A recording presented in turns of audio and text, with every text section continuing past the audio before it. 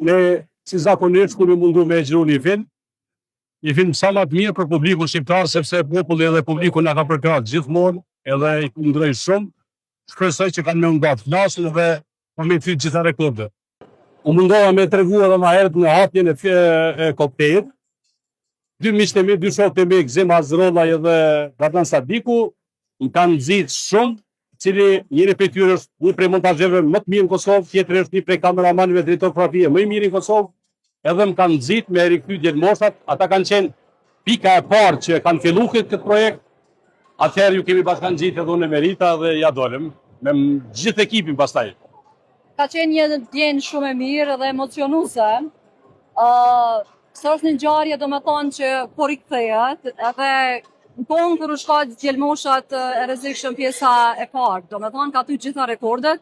Shpresoj që edhe rikthimi i Djelmoshave prap do t'i thej rekordet. Jemi mundu me ba ma të mirën të mundshme, gjithçka çka do ndodh realitet, ta sjellim përmes ekranit të shikues ta. Jo mundu me ndihmu jashtëzakonisht shumë gjithçka që Lili ka pas nevojë, sepse me të vërtet është shumë punë e lodhshme, e vështirë, po është punë shumë e lezetshme dhe këndshme. Kur pisho tash rigjerimet që kemi bë, besoj po mungojnë ato ditë që kemi xhiru, po edhe jemi kënaqur shumë.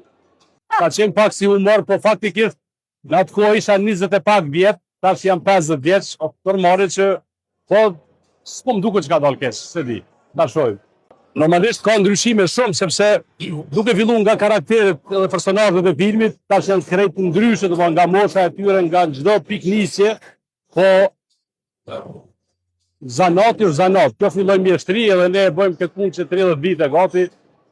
Se di, është kënaqësi me qenë aktor regjisor, veç në Kosovë pak është shumë e vështirë me qenë aktor dhe regjisor.